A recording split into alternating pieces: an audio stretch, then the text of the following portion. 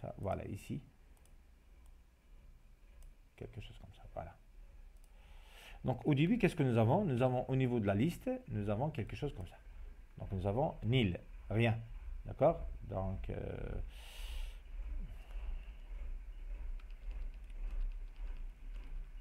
ok, pardon. Donc, je vais centrer. Ok, j'agrandis. Voilà.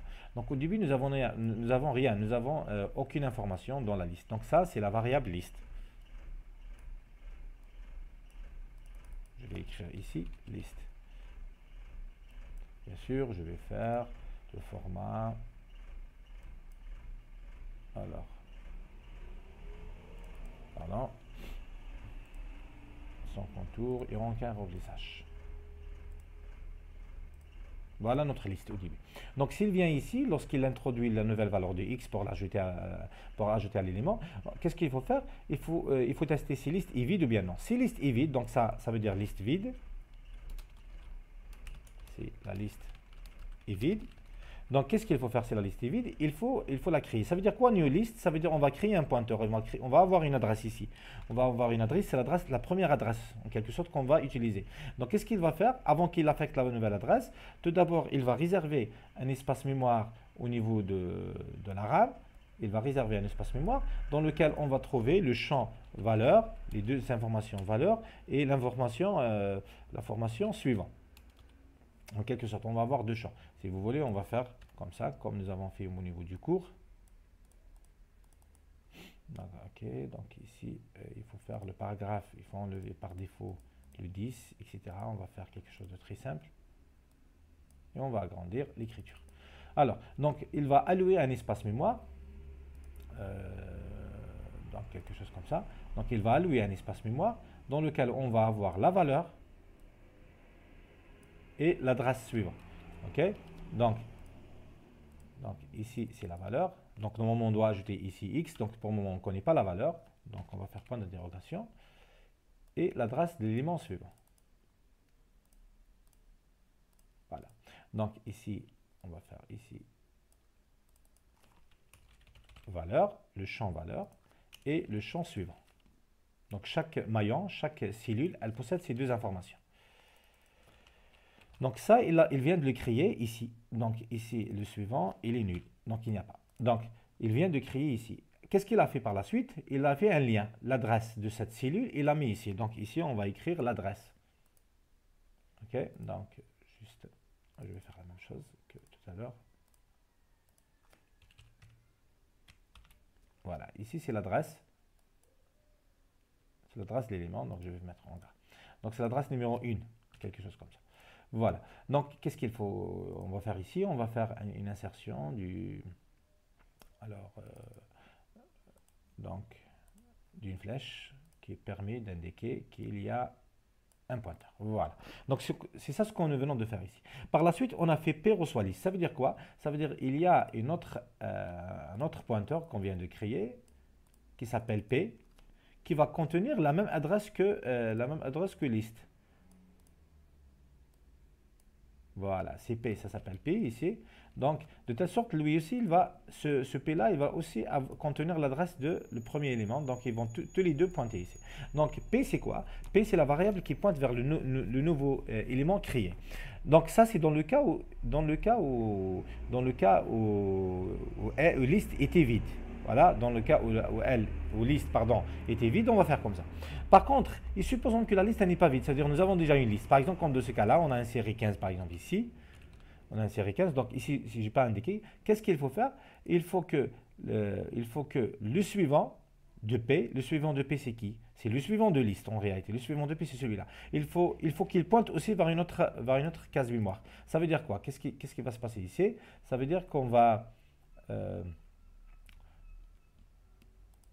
créer une autre, pardon, donc je vais grandir, qu'on va créer une autre cellule, comme ça, dans la RAM, de telle sorte que cette adresse-là, elle va pointer vers l'adresse numéro 2, elle va pointer vers la nouvelle adresse, dans lequel on va mettre par exemple la valeur 20. Qu'est-ce qui se passe ici? Donc, Donc c'est ça ce que nous avons fait ici au niveau du programme, c'est que new P suivant, ça veut dire on a créé le suivant, il pointe vers une case, ce que nous venons de faire dans ce schéma-là. Ça veut dire le suivant, et on a créé un pointeur vers une case. Après, on a fait P reçoit P suivant. Ça veut dire quoi? Ça veut dire ici, on va avoir l'adresse numéro 2. Donc P point suivant, c'est celui-là. Donc celui-là sera affecté à P. Du coup, ce P, il pointe vers le deuxième élément. Il ne pointe plus vers le premier élément. Et on va mettre la prochaine fois, si on veut créer, on va refaire ce else-là. Donc ce else-là, il est exécuté toujours si la liste n'est pas vide. Donc la première fois, lorsqu'on ajoute le premier élément, on va faire ce code-là. Les autres éléments, on va faire ce code-là. Donc toujours P, qu'est-ce qu'il fait P? P, c'est le pointeur de liste qui pointe vers le dernier élément ajouté. C'est ça la variable P. Donc, on va continuer. Après, si vous avez des problèmes ou bien, n'hésitez pas à poser des questions au niveau des commentaires. Donc, si la liste n'est pas vide. N'est pas vide. OK? Donc, ça, c'est la liste est vide. Ça, c'est la liste n'est pas vide. Donc, dans tous les cas, P, il pointe vers le dernier. Qu'est-ce qu'il faut faire? Pardon. Qu'est-ce qu'il faut faire par la suite? Il faut faire ceci. P point valeur reçoit X et P point suivant reçoit nul. Donc bien sûr ici il faut déclarer la variable P. La variable P elle est du même type que liste. Donc c'est une variable spéciale. Donc on va faire F9. Vous remarquez il n'y a pas d'erreur. Maintenant il faut afficher la liste. Pour parcourir la liste une fois qu'on termine, on va afficher la liste. Donc c'est avec repeat ici, pardon. Il a fait un décalage gros. Donc comment faire? Donc write-ln, on va sauter des lignes vides. Write-ln. L'affichage de la liste chaînée. Quelque chose comme ça. Donc comment faire? Pour parcourir une liste, il faut avoir un pointeur. P reçoit liste. Donc pour ne pas perdre le pointeur du premier élément, et on fait comme suit. While P différent de nil. Tant que P différent de nil, do begin end. Donc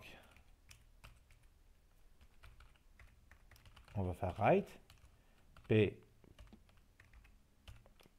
la case pointée, la valeur, et on va le formater sur, je sais pas, sur 8 chiffres, 2 chiffres après la virgule, ou bien si vous voulez. Donc ça c'est le formatage. Après, qu'est-ce qu'il faut faire? Il faut s'assurer que P va pointer vers la cellule suivante, ou bien le maillon suivant. Voilà. Donc c'est ça le parcours. Donc c'est ça, I reçoit I plus 1 au niveau des tableaux, au niveau des vecteurs. Par contre, ici, on fait P reçoit plus 1. Donc aller à la cellule suivante. Voilà. C'est très important. Donc voilà, je vais essayer de minimiser le code. Donc voilà le programme qui permet de créer la liste et de l'afficher. Donc de toute façon, toutes ces notions-là, on va les refaire dans des exercices. Donc je partage avec vous après le programme. Donc voilà. Donc je vais exécuter. Je compile une autre fois. Apparemment, j'ai fait une erreur. Caractère illégal. Ah, différence, c'est pas comme ça. Ça, c'est en langage C. Différent en Pascal, c'est inférieur, supérieur. Ok, j'ai enregistré. Il faut s'assurer de l'enregistrement. Donc j'exécute maintenant. Donc donner une valeur réelle à ajouter à la liste. Donc par exemple, je vais faire 15. Donner une autre valeur. Je vais faire par exemple moins 2,25. Donner une autre valeur, 6,33. Et je donne 0. Il va arrêter. Il va m'afficher l'affichage de la liste chaînée. Voilà, 15, moins 2,25, 6,33. Et le dernier élément, c'est 0. Si on veut ne pas ajouter le 0, le dernier élément 0, il suffit d'ajouter un if ici pour ne pas faire. Donc, if x égale à 0, on va faire break. Donc, ça veut dire qu'il faut quitter la porte. Donc, de toute façon, je vais faire des exercices et je vais expliquer en détail ce processus de création d'éléments à travers une liste vide ou bien à travers une liste qui existe. Ici, on va voir différentes variantes après. Une liste dans laquelle on ajoute à la fin, comment ajouter, comment insérer un élément au milieu de la liste, etc. Comment concaténer deux listes, comment ordonner une liste en utilisant les pointeurs. Donc, j'espère bien que c'est clair.